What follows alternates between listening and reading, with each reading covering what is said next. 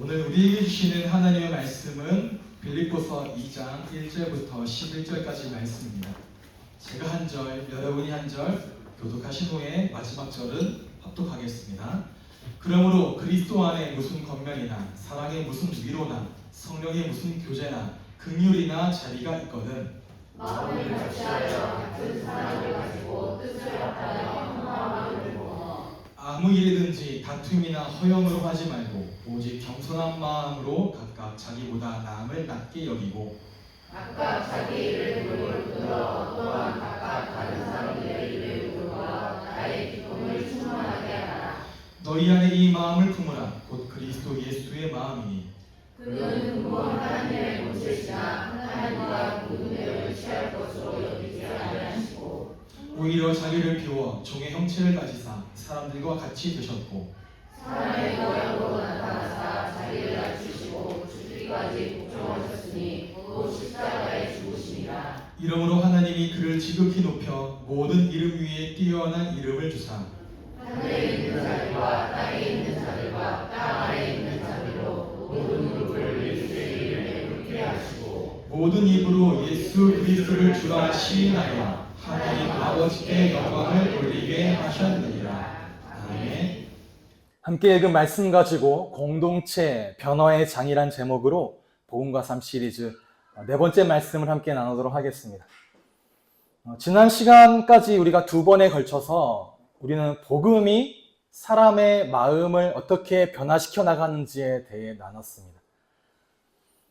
중요한 것은 우리에게 그 어떠한 것도 우리의 행복과 우리의 삶의 의미와 우리의 정체성에 있어서 하나님보다 더 근원적으로 중요한 것은 없다는 사실입니다.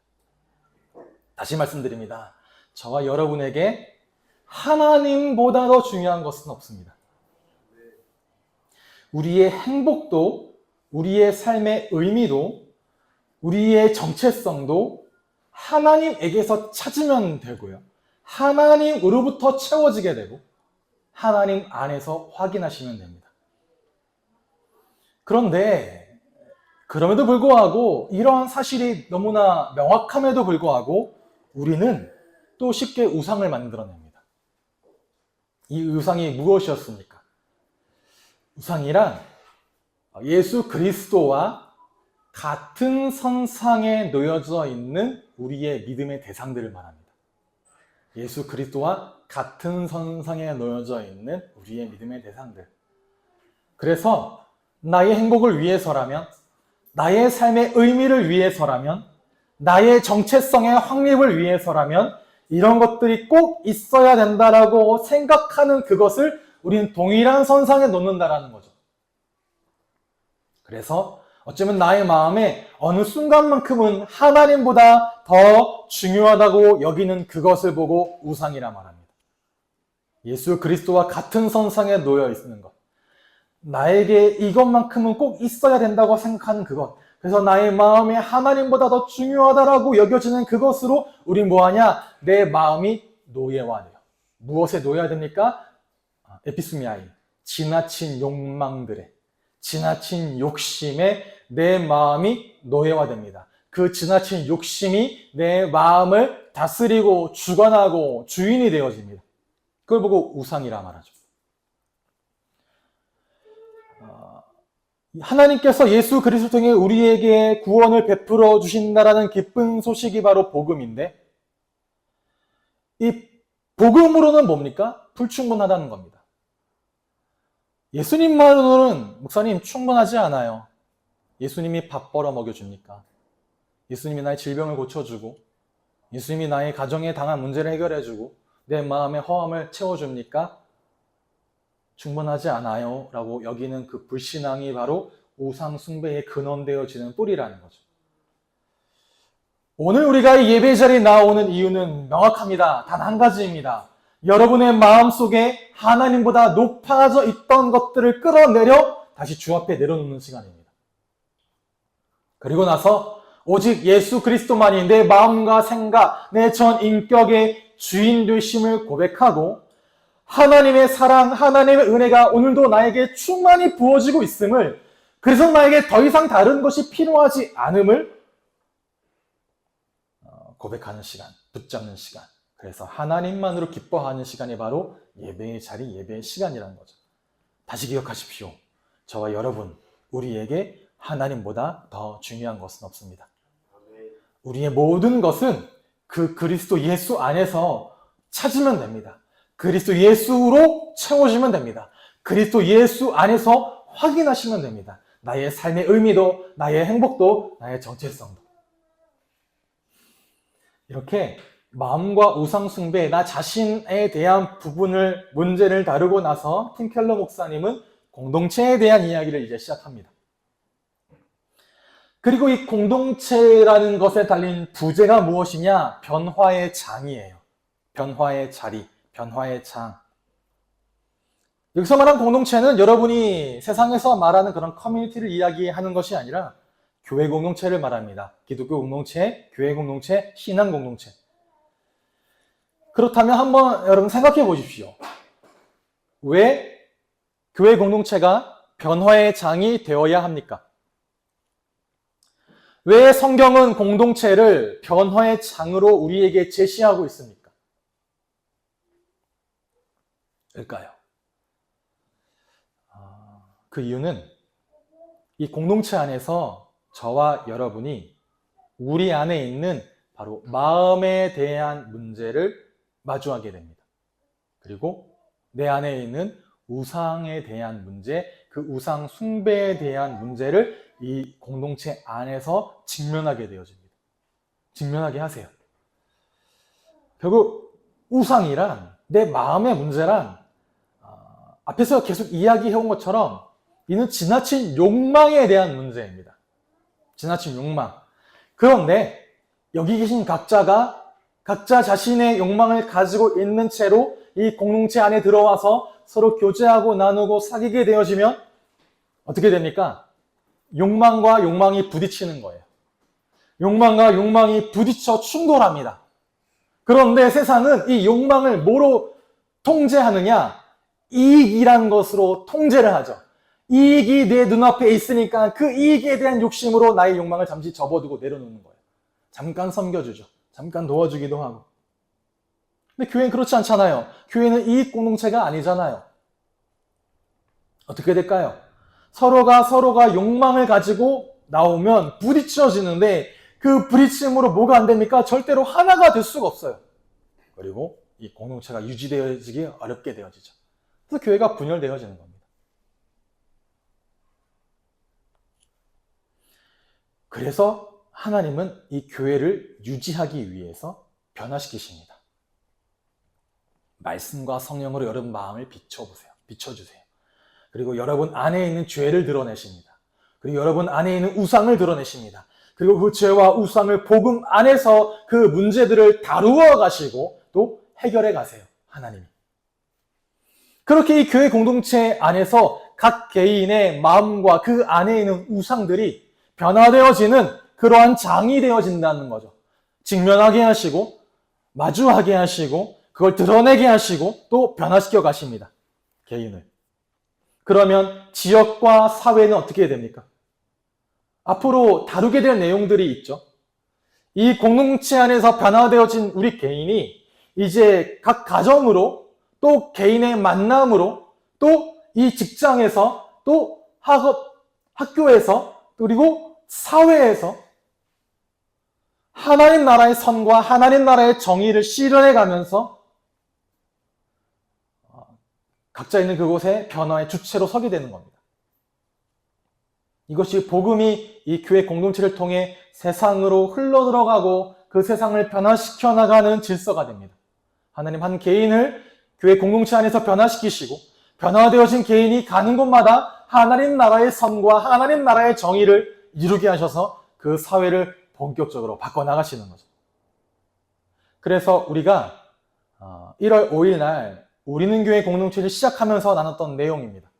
혹시 기억하시는 분이 계실까 모르겠는데 교회된 우리가 하나님의 성품을 닮아가며 교회된 우리가 하나님의 보내심을 받은 그 자리에서 예수 그리스도의 제자됨으로 살아내고 실천하고 교회된 우리가 여러분의 삶에 마주하는 모든 순간마다 내 뜻과 내 계획과 내 이성과 내 육심으로 결정하는 것이 아니라 성령을 온전히 의뢰하게 되어지면, 그리고 교회가 교회됨을 회복해 나가면 마침내 교회는 세상의 희망이 되어집니다.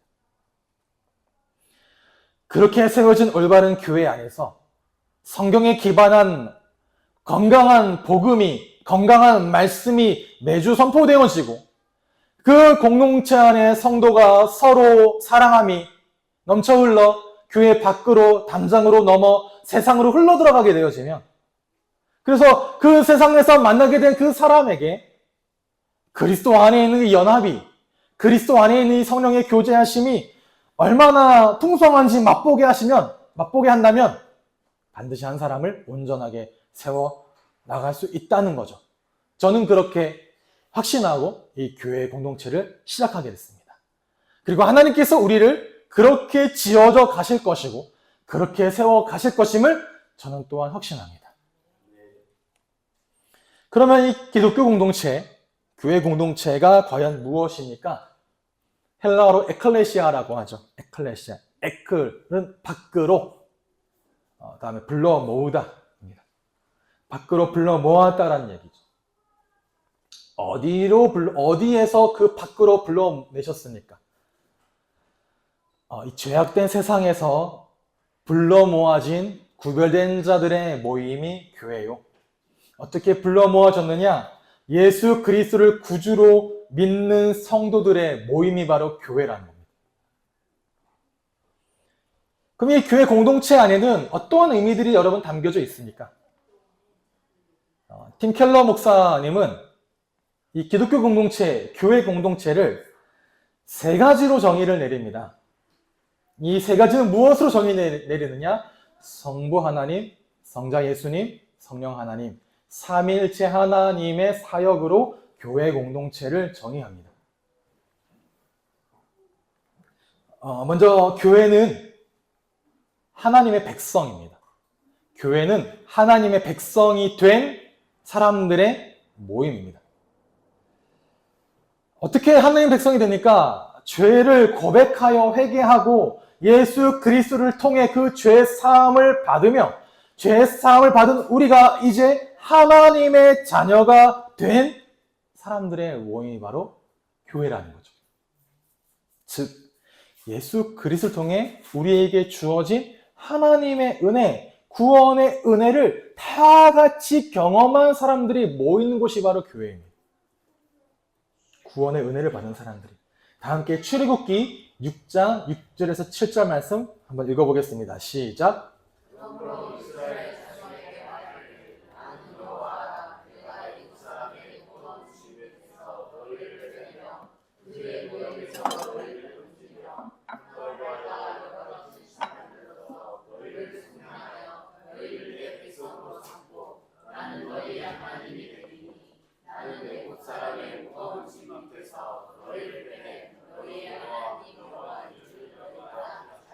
아멘. 이 말씀을 보면 구원에 굉장히 중요한 순서들이 들어가 있습니다. 먼저 하나님이 어디서 건져내신다고요? 노예된 상태에서, 노역에서 건져내신다는 겁니다. 여러분을 노예된 상태에서 하나님이 먼저 선택하시고 부르시고 건져내십니다. 여러분이 하나님의 법을 잘 지켜서, 여러분이 정의로워서, 여러분이 어떠한 공로의 결과의 답으로 건짐을 받는다는 게 아닙니다. 여전히 노예되어 있고, 여전히 원수되어져 있고, 여전히 하나님을 미워하던 그 자리에서 하나님 여러분을 택하시고 온전히 건져내신다는 거죠. 그 하나님의 구원의 은혜가 먼저 여러분에게 베풀어졌습니다. 그 은혜로 구원받아 하나님의 소유가 된 백성이 되었다는 겁니다. 그 은혜로 구원받아 하나님의 구별된 백성이 되었다는 겁니다. 무엇으로요? 오직 하나님의 은혜로 구원을 받은 하나님의 백성들이라는 동일한 정체성이 우리 안에 있다는 거예요. 여러분, 정체성은 다른 것이 아닙니다. 베드로전서 2장 9절 말씀에 그러나 너희는 택하신 족속이요, 왕같은 제사장들이요, 거룩한 나라요, 그의 소유가 된 백성이니. 여기서 말하는 그의 소유가 된 백성은 하나님이 이스라엘 백성을 애굽에서 건져내시고 시내산 앞에서 하나님께 예배드릴 때, 제사할 때에 이스라엘 백성들에게 주신 정체성입니다.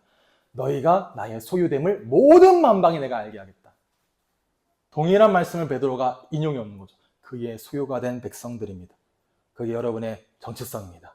우리는 하나님의 소유입니다. 그 은혜로 하나님의 소유가 되었습니다. 그래서 교회는 그 바탕이 무엇이냐? 하나님의 은혜입니다. 은혜가 이 공동체의 바탕이 되어져야 된다는 거죠. 그리고 두 번째는 교회 공동체는 예수 그리스도의 몸입니다. 기독교 공동체는 각 사람이 개별적으로 존재하지 않아요. 각 사람이 개별적으로 살아있지 않습니다. 하나의 일관성이 있는 유기체라는 겁니다. 몸. 몸은 몸인데 어떤 몸이냐? 먼저 그리스도인들을 하나님의 가정, 하나님의 권속, 하나님의 집, 그리고 형제라고 말하죠. 가족이 뭡니까? 함께 먹고, 함께 생활하고, 함께 일합니다. 함께 나아가고요. 그게 가족이잖아요. 삶을 함께 하죠. 그런데 단순히 삶을 함께 하는 정도의 의미가 아니라는 거예요. 교회는 가족인데 몸입니다. 제 몸과 제 팔과 제 다리와 제 머리와 제 심장과 제 폐, 제 모든 것은 서로 연결되어져 있습니다. 그래서 연결되어지기 때문에 함께 삶을 삽니다. 각자에게 주어진 기능은 다르지만 함께 각자에게 주신 기능을 동원하여 함께 역할을 감당해 갑니다. 그게 몸입니다. 즉 우리는 예수 그리스도를 중심으로 서로 이어진 하나의 존재라는 거예요. 하나의 몸. 그렇게 그렇게 해서 함께 역할을 감당해 가고 함께 삶을 살아내고 삶을 공유하고 삶을 계속 이어져 간다는 거죠. 왜? 우리는 예수 그리스도의 몸을 이루는 지체들이기 때문에 그렇습니다. 세 번째가 뭐냐? 성령 하나님, 성령의 교제가 있는 곳이 바로 그리스도의 몸된 교회 공동체입니다.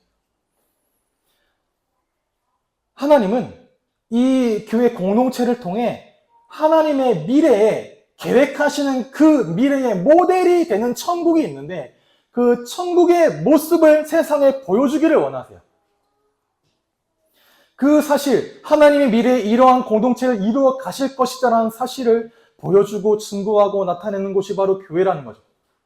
이런 교회의 모습을 가장 잘 드러내는 말씀이 마태복음 5장 14절입니다. 예수님 뭐라고 말씀하셨습니까? 너희는 세상의 빛이라. 산 위에 있는 동네가 숨겨지지 못할 것이라 말씀하시죠. 산 위의 동네를 생각하실 때 그냥 여러분 시골에 가면 그 산에 있는 그 두메산 골에 있는 동네를 생각하지 마셔요. 산 위에 지어진 도시입니다. 당시에 말하는 성이에요. 밝게 불을 비춥니다. 그럼 저 멀리서 저기에 성이 있구나를 알게 되어지는 거예요. 감춰지지 않는다는 거죠. 어두운 밤에 도시의 빛은 불을 밝혀서 그 어둠의 빛을 비춰 모든 사람에게 여기에 도시가 있음을 나타낸다는 겁니다. 이렇듯 우리 기독교 공동체의 모든 행동들은 밝게 빛납니다. 빛이기 때문에요. 밝게 빛나서 이 세상에 하나님의 영광을 보여줍니다. 현재의 교회는 미래에 그리스도 안에서 이 세상이, 이 사회가 어떠한 모습이 되어질지를 보여줘요. 보여주게 되어 있습니다. 그래서 여러분은 교회의 몸된 자로서요. 복음이 내 삶에 일으키는 변화들을 세상에 보여줘야 됩니다. 그걸 보고 증인이라 말하잖아요. 복음이 내 일상을 어떻게 변화시키는지, 복음이 내 마음을 어떻게 변화시키는지, 복음이 나의 문제를 어떻게 변화시키는지를 세상에 보여줘야 됩니다. 그래서 세상의 사람들은 교회된 우리와 교회된 이 공동체를 보고 뭘 보냐? 미래에 하나님 나라가 이렇게 되어진다고 그걸 보게 된다라는 거죠. 예측한다라는 거죠. 그래서 교회 공동체는 세상의 모임과는 달라야 됩니다. 세상의 모임과 교회의 모임이 동일해서는 빛이 나지를 않아요. 본질적인 차이가 있습니다. 어떤 차이가 있다고요? 성령의 교제가 있는 곳이 바로 기독교 공동체라는 거예요. 우리의 모임에 성령의 교제가 있어야 됩니다. 여러분 다다음 주에 이루게 될 구역의 모임에 성령의 교제가 있어야 됩니다. 다음 주에 하게 될 성찬식을 통해 우리의 교제에 성령의 나눔이 있어야 되는 겁니다. 우리는 유흥을 목적으로 모이지 않습니다. 우리는 이익을 중심으로 모여지지도 않습니다. 그게 세상과 다른 거예요. 복음을 위해 모이고 성령 안에서 함께 교제한다라는 거죠. 그러면서 이 신앙 공동체가 성령 안에 교제하는 모습을, 하나님 나라의 모습을, 하나님 나라의 성격을 세상에 제시하게 된다는 거예요. 기억하시기 바랍니다. 세 가지 정의를. 하나님의 은혜의 복음, 그 바탕 위에 세워지는 것이 우리의 백성됨입니다. 예수 그리스도의 몸으로 그 성품을 닮아갑니다. 서로 함께 삶을 나누고 삶을 공유합니다. 성령 안에서, 성령의 교제 안에서 이 세상에 하나님 나라의 모습을 제시합니다. 그게 교회예요. 이것이 우리는 교회의 모습이 돼야 되고, 각 구역별 교제의 모습이 돼야 되고, 여러분의 신앙생활 안에서 모든 모임과 나의 삶의 모습이 돼야 됩니다. 은혜의 바탕 위에 그리스도를 닮아가며, 그리고 성령의 교제 안에서 세상에 하나님 나라를 비추는, 하나님의 은혜가 교회의 바탕입니다. 그리스도의 성품을 닮아감이 교회의 바탕입니다. 성령의 교제가 교회의 바탕입니다. 이 말은 이 세 가지 외에 다른 것이 교회의 기준이 될 수 없다라는 거예요. 무엇이요? 다른 출신, 다른 학벌, 다른 수준, 재산의 차이, 정치적인 성향의 이견이 교회 공동체의 기준이 될 수 없습니다. 그래서 교회 공동체는 항상 복음으로 시작해서 항상 복음을 이야기하고 항상 복음의 은혜가 나누어져야 됩니다. 이게 교회 공동체라는 거예요. 그게 교회 공동체의 정의라는 겁니다. 그러면 질문입니다.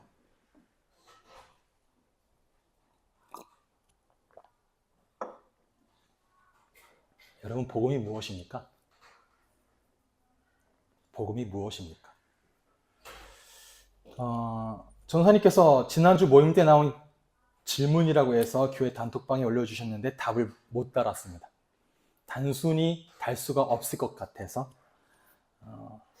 복음을 어디까지 적용해야 됩니까? 그리고 복음을 나에게 어떻게 적용해야 됩니까? 이 두 가지 질문에 있어서 이 두 가지 질문을 정리하려면 먼저 복음이 무엇인가에 대한 정의가 필요합니다. 그래서 이것을 나누고 나머지들을 차차 나눠갈 텐데, 여러분, 복음이 무엇입니까? 복음이 무엇인지라는 질문에 여러분 마음에 답이 내려지죠. 이것이다라는 것들이. 로마서 1장 2절과 4절이 성경 가운데 복음을 가장 잘 정리한 내용이라고 많은 신학자들이 동일하게 이야기를 합니다. 이 복음은 하나님의 복음이라고 먼저 1절에 이야기합니다. 로마의 복음, 황제의 복음이 아니라 하나님의 복음은 하나님께서 예언자들을 통하여 성경에 미리 약속하신 것으로 그의 아들을 두고 하신 말씀입니다. 이 아들이 누구냐? 육신으로는 다윗의 후손으로 태어났으며 성령으로는 죽은 사람들 가운데서 부활하심으로 나타내신 권능으로 하나님의 아들로 확정되셨고, 그 분이 누구라고요? 우리 주 예수 그리스도이시다. 하나님의 아들이 곧 우리 주 예수 그리스도라는 겁니다. 이게 복음입니다. 네, 맞아요. 복음은 예수 그리스도요. 맞습니다. 그런데 그렇게 단순하게 도식화해 버리면 그 안에 담겨져 있는 풍성함을 여러분 놓치게 됩니다. 단순하게가 아니잖아요. 제가 오늘 이 말씀을 다시 새 번역으로 보면서 지금까지 몰랐던 걸 하나 알았는데, 저는 처음에 말한 이 복음과 마지막에 주 예수 그리스도를 연결했습니다. 복음은 곧 예수 그리스도로 그렇게 저도 정의를 내렸어요. 그게 틀렸다는 말이 아닙니다. 그런데 정확하게 여기서 수식하는 게 뭡니까? 이 복음은 이 내용이고 여기서 말씀하신 하나님의 아들이 곧 우리 주 예수 그리스도라는 겁니다. 성경이 말한 하나님의 아들이 곧 우리 주 예수 그리스도이시다. 이게 복음이라는 거예요. 그래서 복음은 예수 그리스도 맞는 말인데요. 단순하게 도식화해버리면 그 안에 담겨져 있는 풍성함을 여러분 놓치게 되어지고요. 이 복음을 여러분의 삶에 적용하는 그 지점에 있어서 굉장히 얕게 만듭니다. 편협해져요. 편협해집니다. 복음은 예수 그리스도 맞아요. 복음이 무엇이냐? 복음은 예수 그리스도가 누구신지에 대해서, 예수 그리스도가 무엇을 하셨는지에 대해서, 예수 그리스도의 그 사역이 나에게 왜 필요한지에 대해서, 예수 그리스도께서 이 사역을 통해 무엇을 이루셨는지를 말하는 그 모든 이야기가 복음입니다. 어려우십니까? 중요해요. 알아야 돼요. 그래서요. 어려워요? 네, 알아야 됩니다. 그래서 부탁드립니다. 제가 설교에서 나오는 많은 내용들이 어렵다는 걸 압니다. 그런데 여러분, 신앙생활을요, 쉽게 내 편의와 내 감정대로 하려고 하지 마세요. 편하게 하려고 하지 마시기 바랍니다. 단순한 감정의 상태나 단순한 편의에 치우쳐서는 안 됩니다. 신앙이란 것이. 그리고 지난주에 말씀드린 것처럼 막연하게 덮어놓고 믿지 마세요. 막연하게 덮어놓고 이것만 외우면 되라고 복음을 이야기하지 마세요. 그러니까 편협해지고, 그러니까 상처받으셨잖아요. 여러분 알아야 됩니다. 그리고 이해해야 됩니다. 신앙이 무엇인지, 신앙생활이 무엇인지, 하나님은 누구시고 예수는 누구신지, 그분의 성품과 그분의 일이 무엇인지를 알고 이해해야 됩니다. 알고 이해하는 믿음이 되어야 되고, 알고 이해하는 믿음으로 끝나지 않고 여러분의 삶으로 살아내는 훈련이 되어져야 돼요. 그래서 훈련시킬 겁니다. 신앙생활이 어려워야 됩니다. 신앙생활이 쉬우니까 삶도 쉬워지는 거예요. 쉽다라는 말을 그런 의미가 아니라, 쉽게 가가 아니라, 말 잘못했네요. 신앙생활이 쉬우니까요, 삶이 어려워지는 겁니다.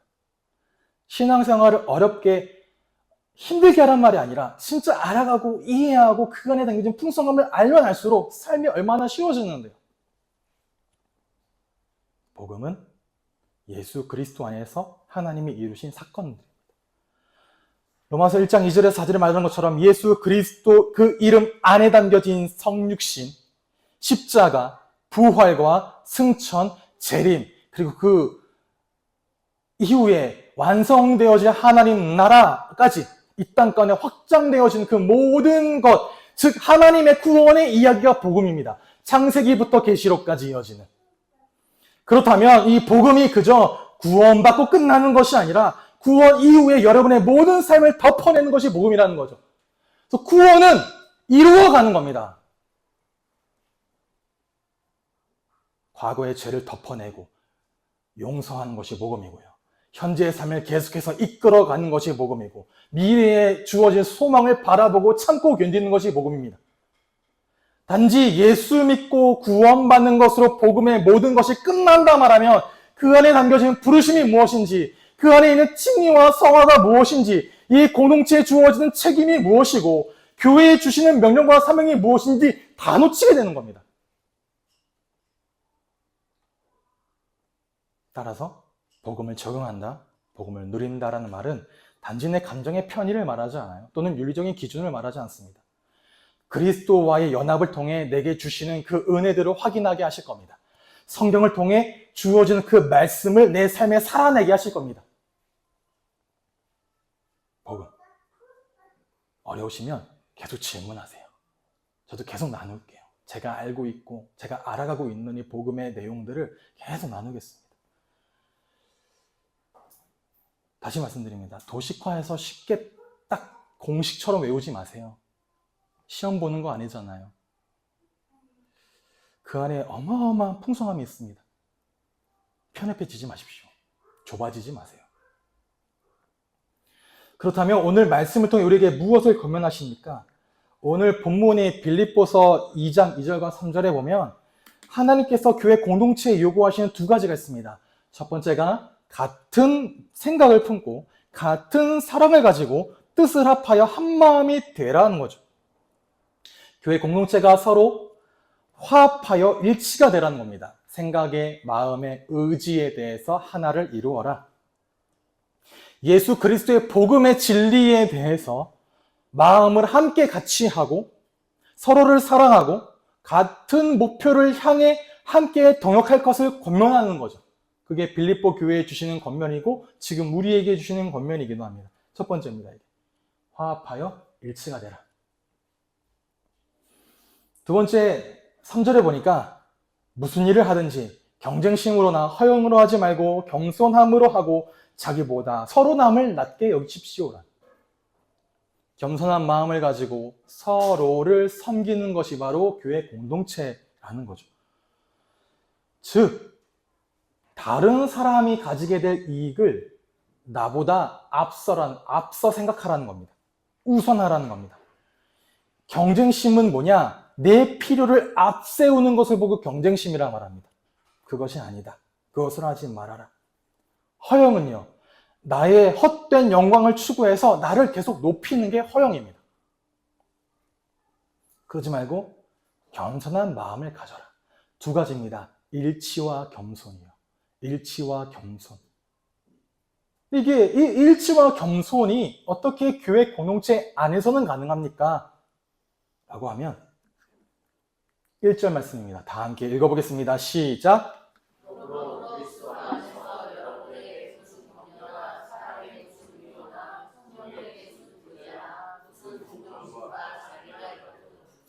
잘 보시면 네 가지를 말하죠. 격려, 위로, 교제, 동정심과 자비. 그리스도로부터 받는 격려가 우리 안에 있다는 겁니다. 그리스도와 연합되어지면서 내게 주시는 힘이 있다는 겁니다. 그게 격려예요. 그리고 사랑의 위로. 하나님의 풍성한 사랑이 지금도 여러분에게 늘 채워지고 주어지고 있다는 거죠. 위로. 이 그리스도로부터 받는 격려와 하나님의 풍성한 위로하심이 여러분에게 풍성하게 주어집니다. 격려와 위로를 말할 때 사용하는 헬라어 단어가 동어예요. 동이랑 원어에서 비롯된 언어를 가지고 격려와 위로를 씁니다. 제가 그 언어가 지금 생각이 안 나요. 파라 뭐였는데, 성령 파라클리토스랑 비슷한 파라 뭐였는데, 두 개가 겹쳐지잖아요? 무슨 의미냐? 풍성해진다는 겁니다. 이게 이 수사법이에요. 그러니까 하나님의 은혜, 하나님의 사랑, 그리스도께서 주시는 그 위로와 격려와 힘이 여러분을 풍성하게 채운다는 거죠. 그러니 그것으로 풍성하니 난 더 이상 명예나 인정받음이나 나의 지위에 대한 굶주려 하지 않아요. 채워지니까요. 더 이상 허영이 필요하지 않습니다. 다른 사람의 찬사를 필요로 하지 않습니다. 그래 다른 사람을 먼저 채워주게 되는 거예요. 그리스도로부터 받는 격려, 기쁨, 위안이 있기 때문에 그렇죠. 그리고 그런 위안을 받는 사람들이 이제 성령의 교제로 말미암아 서로 다르죠. 하나 되게 하십니다. 교회 안에 다양한 의견이 있어요. 교회 안에 다양한 기질도 있습니다. 다양한 문화적인 차이도 있습니다. 그런데 성령의 역사는 이 모든 걸 넘어서서 여러분 모두가 함께 교제하고 이 안에 참여하게 하십니다. 공동체. 그리고 긍휼과 자비. 하나님의 긍휼과 하나님의 자비는 여러분에게 주어질 때 여러분 굉장히 겸손하게 만들어요. 그리고 따뜻하게 만듭니다. 우리의 마음을. 내가 받았기 때문에 그렇죠. 격려와 위로, 교제와 긍휼과 자비. 이 네 가지는 하나님께서 교회 공동체에 이미 주셨다고 합니다. 이게 너네가 있냐라고 하면 있냐? 아니요. 이미 주셨어.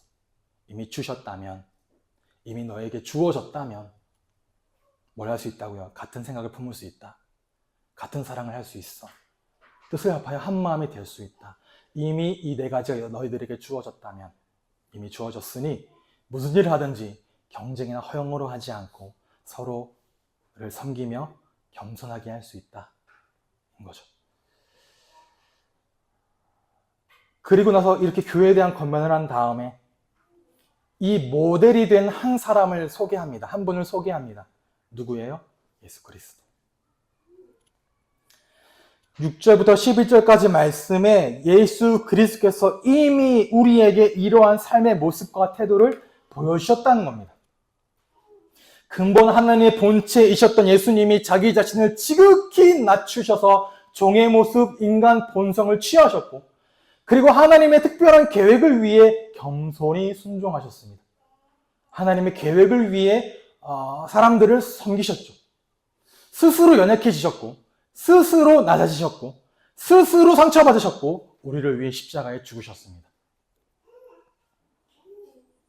이러한 예수님을 하나님이 지극히 높여 구원의 이름으로 두시고 모든 만물을 다스리는 통치자로 삼으셨다는 거죠. 그 내용입니다. 우리에게 이러한 예수 그리스도의 마음을 품으라는 겁니다.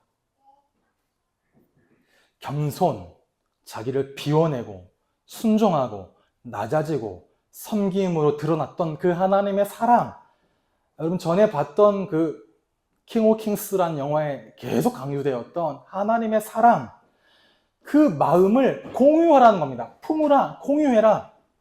즉 예수 그리스도와 연합되었으니 그 마음을 여러분에게 공유하라는 거예요. 그 마음이 여러분에게 채워지고 나타난다는 겁니다. 이 겸손과 순종과 섬김이 내 결심으로 되어지지 않는다는 거예요. 하나님께서 여러분 안에 그리스도의 마음을 새기시고 여러분이 복음의 사람, 겸손의 사람으로 변화되어진다는 거죠. 이러한 삶으로 다 변화되시기를, 그리스도 예수의 마음을 품게 되시기를 주님의 이름으로 축복합니다. 그럼 어떻게 세워가느냐? 간단하게 나누겠습니다. 습관을 이야기합니다. 9가지 습관을요. 우리가 공동체가 건강하게 세워지는데 습관이 필요하다는 거예요. 여러분 개인도 마찬가지잖아요. 우리의 몸이, 우리의 마음이, 우리의 생각이 건강하게 되기 위해서는 습관이 필요합니다. 운동하는 습관들이 필요하죠. 적당히 먹고 절제할 줄 아는 습관이 필요하죠. 마음도 마찬가지고 생각도 마찬가지입니다. 운동할 때도 마찬가지죠. 습관이 중요합니다. 습관이 되어져야 돼요. 제가 한동안 뛴다 그랬잖아요. 그 습관을 잃어버렸습니다. 다신 뛰지 않아요. 너무 추워질 것 같아서. 추석 기점으로 해가지고요. 너무 놀았나 봐요. 다시 그 습관을 채워야 되는데 습관이 안 되니까 몸이 건강해지지를 않는 거죠. 이렇게 얘기하는 이유는 뛰어야 되겠죠. 습관을 만드는 게 중요합니다. 그래서 9가지를 말하는데 첫 번째 3가지는 서로에게 친구가 되어지는 습관을 말해요. 첫 번째가 뭐냐? 서로의 강점과 능력과 재능을 긍정하라인데, 긍정하라는 말은 칭찬하라는 겁니다. 서로 칭찬하라는 거예요. 서로를 칭찬해 주세요. 서로를 칭찬하고 인정하고 존중해 주고 축하해 주는 것에 더 관심을 갖는 것.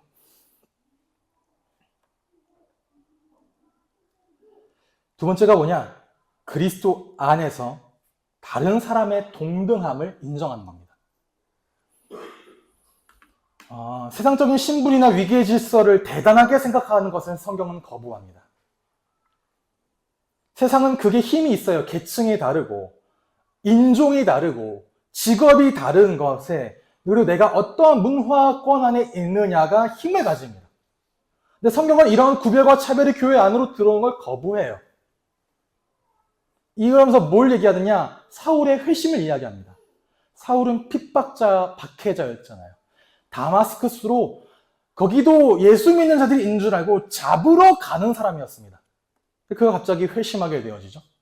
그때 아나니아에게 하나님의 말씀이 들립니다. 아나니아야, 집가라는 거리에 가면 거기에 사울이라는 사람이 너를 기다리고 있다. 그에 가서 이런 말들을 전해라고 할 때 아나니아가 뭐라 말합니까? 하나님, 저 못 가요. 저 사람 우리를 박해하던 사람이었습니다. 뭡니까? 어쩌면 아나니아가 알고 있는 사람이 사울의 박해로 죽었을 수도 있어요. 아나니아가 사랑의 교제를 나눴던 사람이 사울의 박해로 옥에 갇혔을 수도 있습니다. 그 말하는 겁니다. 그런데 그가 예수 그리스도를 믿는 그 순간 그는 뭐가 됩니까? 아나니아의 형제가 됩니다. 그래서 사울에게 찾아가 하는 말 첫 번째가 뭡니까? 형제 사울아, 주가 너로 하여금 다시 보게 합니다. 형제 사울아, 아들 보스, 사울 보스.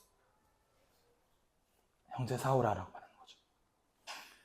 당신이 과거에 무엇을 했는지, 당신이 과거에 어떤 사람이었는지 이제 중요하지 않아요. 그리스도 때문에, 그리스도 안에서 우리는 형제입니다. 이 말을 아나니아가 하는 거죠. 참 은혜죠, 이것도요.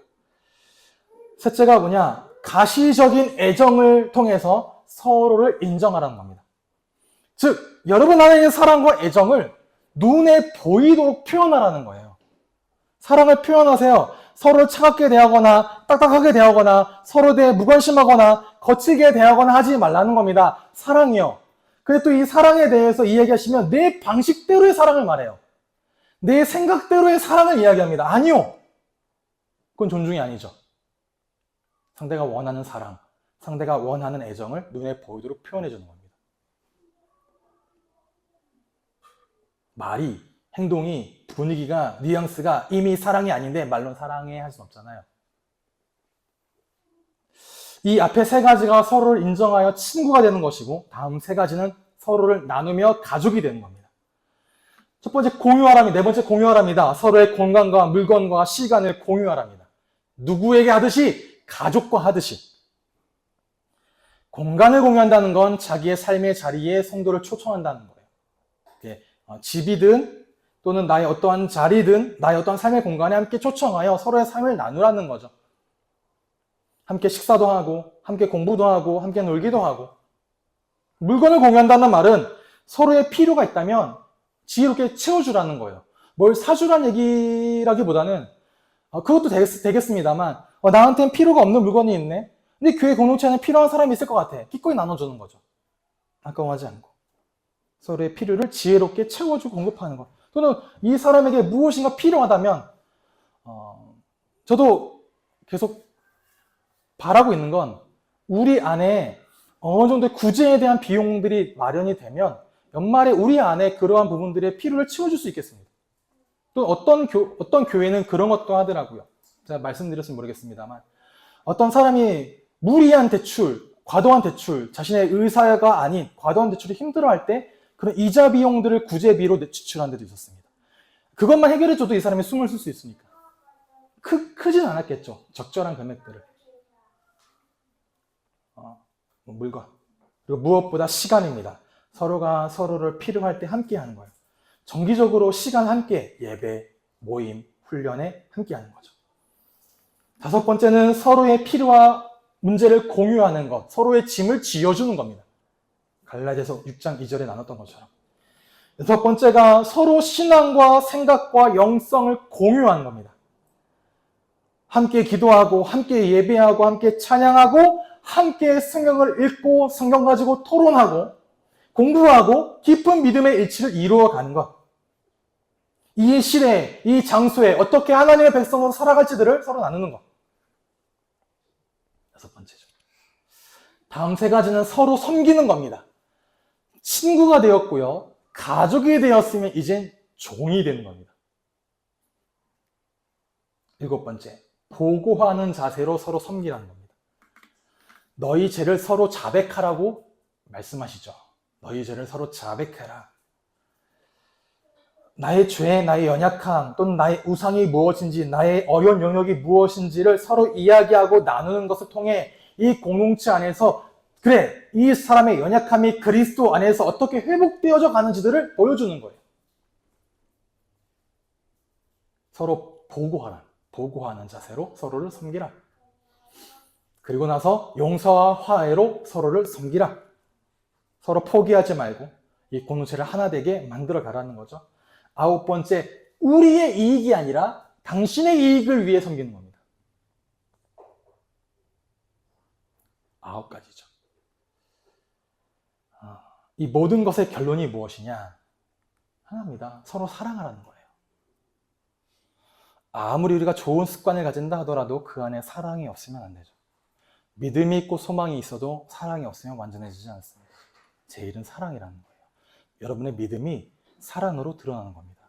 그게 믿음이 있음입니다. 서로 사랑하는 말은 성경의 많은 곳에 무수히도 반복되어집니다. 하나님이 우리를 사랑하신 것 같이 너희도 서로 사랑해라. 그래야 세상이 너희를 보고 하나님의 자녀인 줄 알게 되어진다. 이러한 습관들이, 아홉 가지 습관이 우리 공동체를 세우려면 우리는 마음 깊이 서로를 사랑해야 돼요. 사랑은 노력을 필요로 합니다. 사람들의 삶에 깊이 관여하잖아요. 사랑하기 때문에. 그러면 노력이 필요합니다. 노력을 하라는 거예요. 그리스도인으로서 우리는 다른 사람에게 우리의 마음을 줄 줄 알아야 됩니다. 왜? 그게 복음입니다. 예수 그리스도께서 이미 그렇게 하셨기 때문에 그래요. 여러분이 사랑받을 만해서 사랑받지 않았습니다. 내가 사랑스럽지 않음에도 불구하고 사랑받은 겁니다. 예수님이 그런 우리를 위해 죽으셨고 그로 인해 나는 나음을 받았고 사랑을 받았다면 우리가 받은 사랑을 가지고 그리스도 예수의 마음을 품고 성령 안에 서로를 세워가고 함께 지어져가는 그런 공동체가 되어야 되겠죠. 이렇게 우리 공동체가 복음 안에서 성경적으로 건강하게 세워지기를 주님의 이름으로 축복합니다.